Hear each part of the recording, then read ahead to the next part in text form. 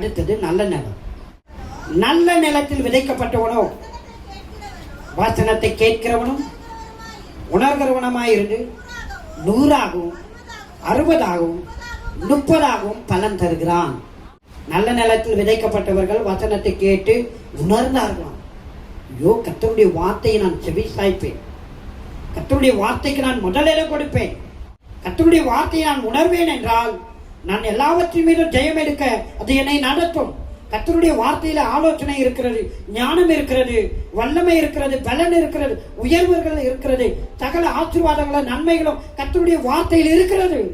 நான் அதை உணர்ந்து இதற்கு கீழ்ப்படிவேன் என்றால் நான் இந்த உலகத்தில் ஆசீர்வாதமாக இருப்பேன், 100ஆக பலன் கொடுப்பேன், 100க்கு 100 பலன் கொடுப்பேன்.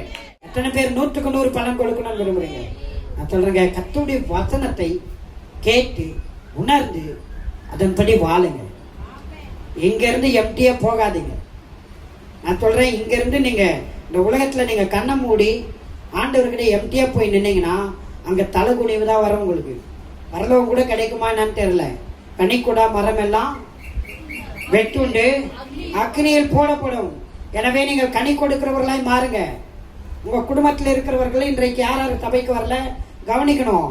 எப்படின்னா விட்டுறக்கூடாது. நான் சொல்றேன், சொல்லுங்க, நான் என் பிள்ளைகளை கர்த்தருடைய சமூகத்துல நான் கொண்டு வரவில்லை என்றால் நான் தான் கர்த்தருக்கு கணக்கு கொடுக்கணும். அம்மாவா இல்லையா? நீங்கள் பலன் கொடுக்க வேண்டும். சொல்லுங்க, நான் பலன் கொடுக்க வேண்டும். நீங்கள் எப்படி இருக்க வேண்டும்? நல்ல நிலம் போல இருக்க வேண்டும். உங்க இருதயம் எப்படி மாற வேண்டும்? நல்ல நிலமாக. சொல்லுங்க, எப்படி மாற வேண்டும்? நல்ல நிலமாக.